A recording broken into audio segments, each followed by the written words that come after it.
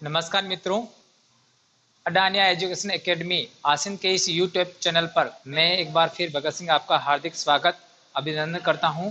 मैं आपको सामान्य हिंदी पढ़ा रहा था और सामान्य हिंदी में अपना चैप्टर चल रहा था वर्ण विचार।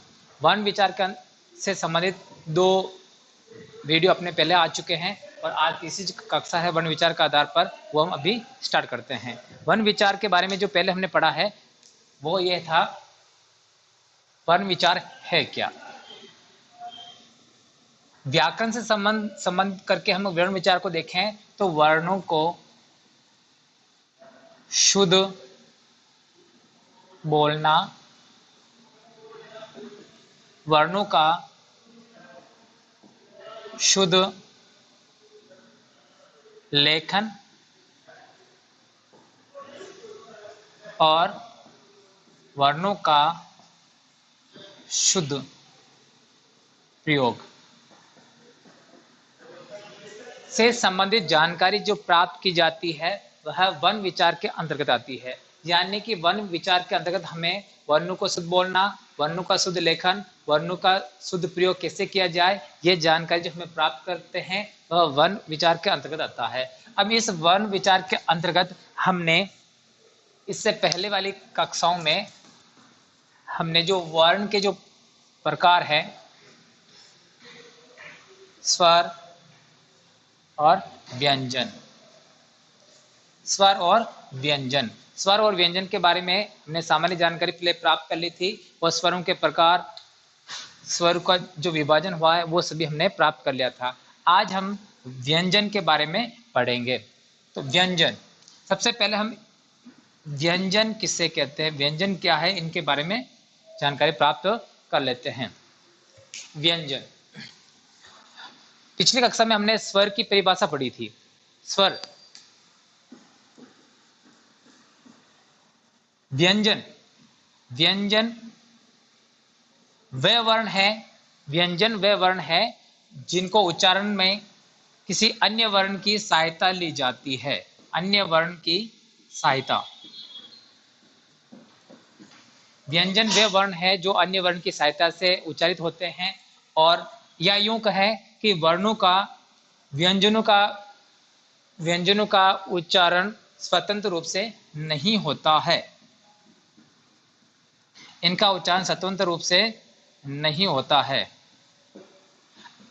अगर हम परिभाषा दें, व्यंजन क्या है, व्यंजन वे वर्ण होते हैं जिनका उच्चारण स्वतंत्र रूप से नहीं होता है, किसी अन्य वर्ण की सहायता से जिनका उच्चारण होता है, और वो जो अन्य वर्ण है वह अन्य वर्ण है स्वर। तो एक परिभाषा एक और अपनी ये हो सकती है कि व्यंजन वे वर्ण है जो स्वरों की सहायता से उच्चारित होते हैं, जो स्वरों की सहायता से उच्चारित होते हैं वह व्यंजन कहलाते हैं। और इसके स्वर स्वतंत्र होते हैं जबकि व्यंजन स्वतंत्र नहीं होते हैं। स्वर बिना किसी सहायता के बोले जाते हैं, स्वर बिना किसी सहायता के बोले जाते हैं, जबकि व्यंजन को बोलने के लिए स्वरों की सहायता लेनी होती है। स्वरों की सहायता से व्यंजन का उच्चारण होता है। तो ये रहा सामान्य जानकारी हमारी व्यंजन के बारे में। अब आते हैं व्यंजन। व्यंजन की संख्या कितनी है? व्यंजन की संख्या 33 मानी गई है। व्यंजन है अपने 33। हाँ, अब आपके दिमाग में आ रहा होगा कि छोटी कक्षाओं में जब हमने पढ़ा है तो उसमें व्यंजन की संख्या 36 मानी गई है। इसके बारे में विस्तार पूर्वक जानकारी हम आगे करेंगे, लेकिन ये 33 जो व्यंजन है वो व्यंजन कौन कौन से हैं वो अभी मैं यहाँ लिखता हूँ। देखिए, वो जो 33 व्यंजन है, तो सबसे पहले आएगा क वर्ग, फिर इसके बाद आएगा च वर्ग, फिर आएगा ट वर्ग, फिर आएगा त वर्ग, और फिर आएगा प वर्ग। ये सभी जो 5 वर्णों का ये योग है वो वर्ग कहलाता है। जो पहला क वर्ग, दूसरा च वर्ग, तीसरा ट वर्ग, चौथा त वर्ग और पांचवा है त वर्ग। अब इसमें क वर्ग में जो है क वर्ग, च वर्ग, ट वर्ग, त वर्ग और है प वर्ग। अब के वर्ग में आएंगे, आपके यहाँ पर ध्यान से देखना है। क, ख, ग, ग, अंग, इसमें होगा च, छ, ज, ज, या। टे वर्ग में होगा ट, ठ, ड, ढ, ण। ते वर्ग में होगा त, थ, द, द और न। पे वर्ग में होगा प, फ, ब, ब और मैं। अब देखिए ये अपने 25 वर्ण तो ये हो चुके हैं। 25 व्यंजन, व्यंजन की संख्या है अपने 33। 25 तो ये हो गए और 26 य, र, ल और व। इसके बाद स, श, से और है। 25 तो अपने ये वर्गीय व्यंजन, इन व्यंजन को वर्गीय व्यंजन कहा जाता है। वर्गीय व्यंजन की संख्या है 25। और ये वाले जो व्यंजन है, इन व्यंजनों को कहा जाता है अंतस्थ व्यंजन। इनकी संख्या होती है 4। ये वाले व्यंजन कहलाते हैं ऊष्मीय व्यंजन। इन व्यंजनों की संख्या है 4। अब आप देखिए वर्गीय व्यंजन की संख्या है 25, वर्गीय व्यंजन की संख्या 25, अंतस्थ व्यंजनों की संख्या 4 और ऊष्मीय व्यंजन की संख्या 4। इस प्रकार अपने ये जो व्यंजनों की संख्या हो गई 33। और बाकी जो आपने छोटी कक्षा में जो पढ़ते हैं वो संयुक्त व्यंजन कहलाते हैं, संयुक्ताक्षर के नाम से जाने जाते हैं। वो संयुक्ताक्षर अक्षर, क्ष, त्र, ज्ञ, ये कहलाते हैं संयुक्ताक्षर। और इसके साथ में एक संयुक्ताक्षर और आता है, वो है श। ये 4 संयुक्ताक्षर हैं। संयुक्ताक्षर की संख्या है 4।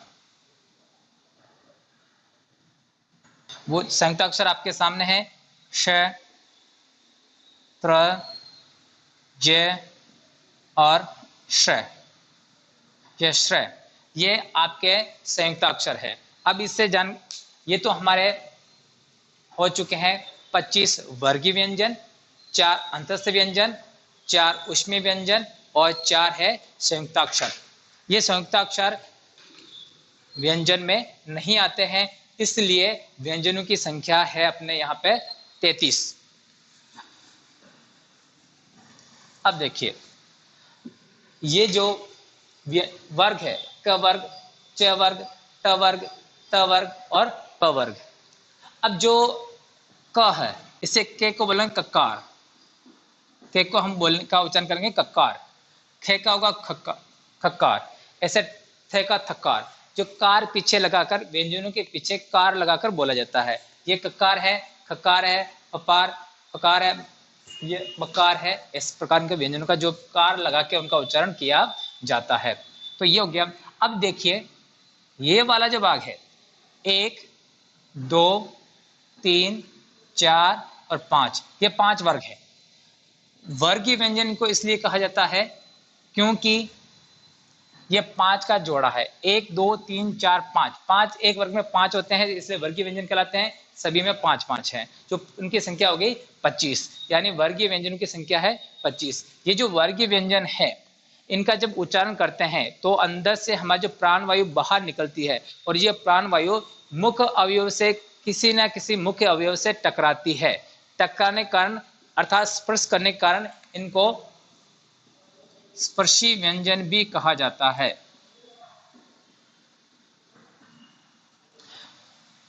जब इन वर्गीय व्यंजनों का उच्चारण किया जाता है और ये वर्गीय व्यंजन जब हमारे वर्ग के उच्चारण करते समय जब प्राण वायु अंदर से बाहर निकलती है तो ये प्राण वायु हमारे मुख्य अवयव से कहीं न कहीं टकराती है। उन टकराहट के कारण वो स्पर्श करती है। इस वजह से इन वर्गीय व्यंजनों को स्पर्शी व्यंजन भी कहा जाता है। तो ये अपने हो गए, एक तो स्पर्शी व्यंजनों की संख्या 25 है और अंतस्थ व्यंजनों की संख्या 4 है, ऊष्मीय व्यंजनों की संख्या 4 है। इस प्रकार हमारे यहाँ पर जो वर्ण विचार में जो व्यंजनों की संख्या आई हमारे 33। अब आगे देखिए, अब अगर इनका सभी का एक एक बिंदु हम देखते जाए तो एक कुछ सामान्य बातें हमारे पास में जानकारी में आती है, जैसे कि क, ख, ग, ग, अंग। ये जो देखिए, अब इससे हम अगर देखें एक बार, ये आपके सामने लिखा हुआ है अंग। अब देखो ये क्या है, एक मैं लिख रहा हूं आपके सामने, ये एक और लिख रहा हूं। अब यहां पर देखो एक बिंदी यहां लगी हुई, एक बिंदी यहां लगी हुई है। ये बिंदी है क्या?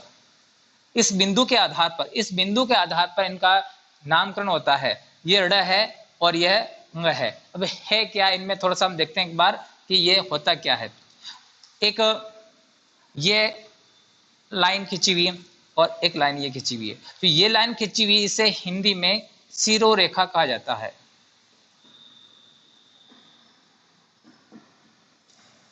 और ये जो लाइन खिंची है इसे कहा जाता है खड़ी पाई। ये लाइन मैं वापस खींच रहा हूं, ये हो गई शिरोरेखा और ये हो गई खड़ी पाई।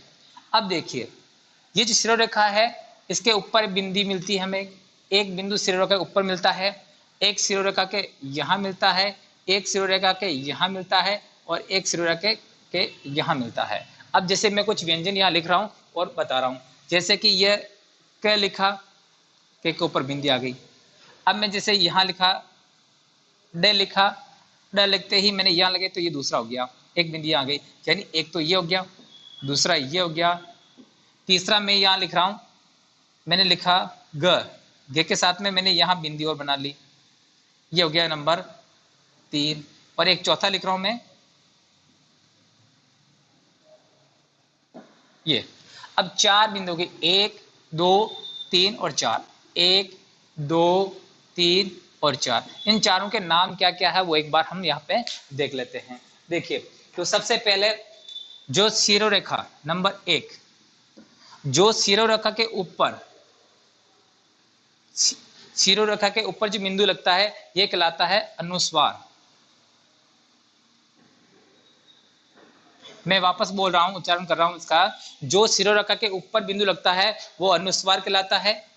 दूसरा जो मैं लिख रहा हूं, कुछ चीजें ऐसी होती है जैसे कि ये उदाहरण स्वरूप यहां पर मैं क वर्ण के ऊपर लगा लिया। अब यहां पर देखिए जैसे ये वाला है, यानी जो खड़ी शिरोरेखा के पास नीचे जो खड़ी पाई लगी हुई है इसके सामने यहां जो लगा होता है, जिस प्रकार मैंने यहां ये लगा लिया,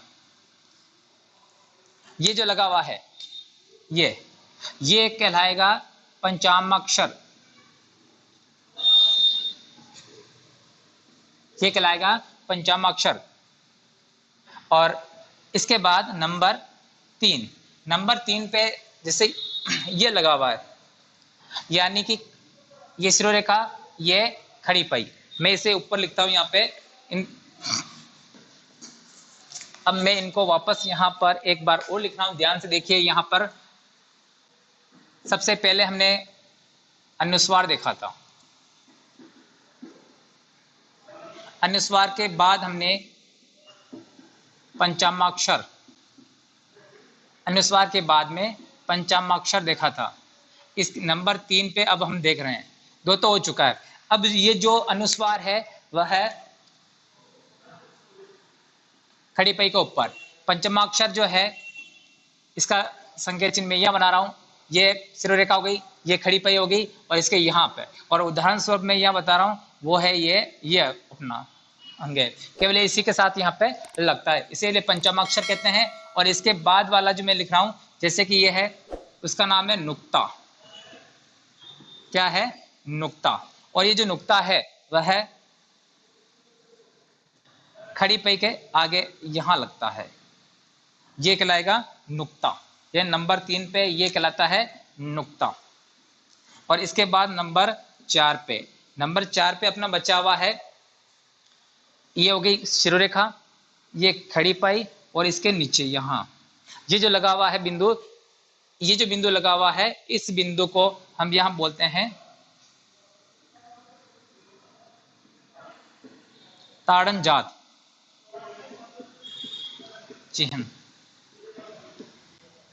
यानी कि जो कुछ विदेशी बाहर से हिंदी से ग्रहे स्वर हैं, हिंदी के जो मूल हिंदी के ही स्वर हैं, हिंदी के जो व्यंजन हैं जिसमें ड और ढ, हिंदी के जो व्यंजन है ड और ढ के नीचे जो लिखा जाता है वह ताड़न जात चिन्ह कहलाते हैं और ये ताड़न जात के अंतर्गत आते हैं। और ये जो ये बिंदु है वो ताड़न जात चिन्ह कहलाएंगे।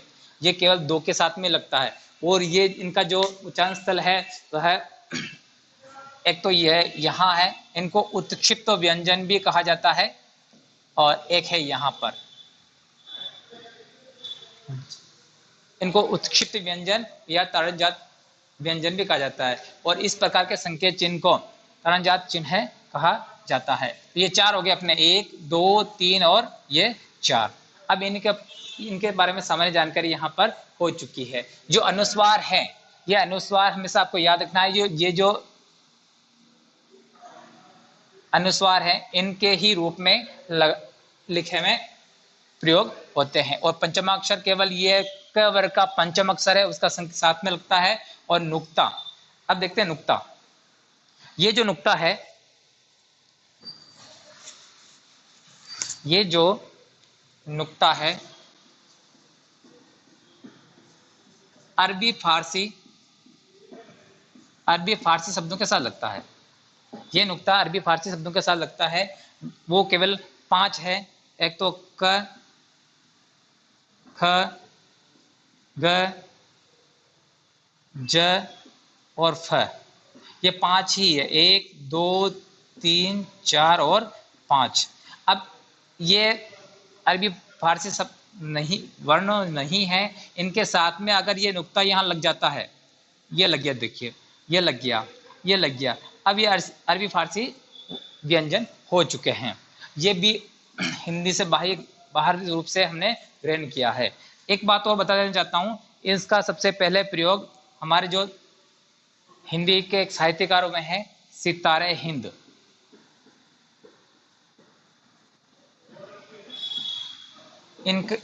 सितारे हिंद इनकी उपाधि थी, पूरा नाम था शिव प्रसाद सिंह। शिव प्रसाद सिंह सितारे हिंद, शिव प्रसाद सिंह सितारे हिंद। इन्होंने ही नुक्ता या अरबी फारसी शब्दों के सामने ये नुक्ता लगाने की सलाह दी थी, और ये इन्हीं के आधार पर ये हिंदी साहित्य में आया है। क ख ग के आगे जो ये नुक्ता लगता है वो अरबी फारसी शब्दों के साथ में लगता है। तो ये तो हो गए अपने कुछ सामान्य जानकारी।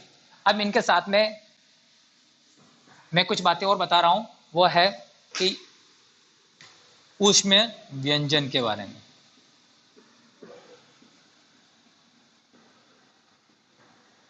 ऊष्म व्यंजन है अपने श, श, से और ह, ये चारों ऊष्म व्यंजन कहलाते हैं।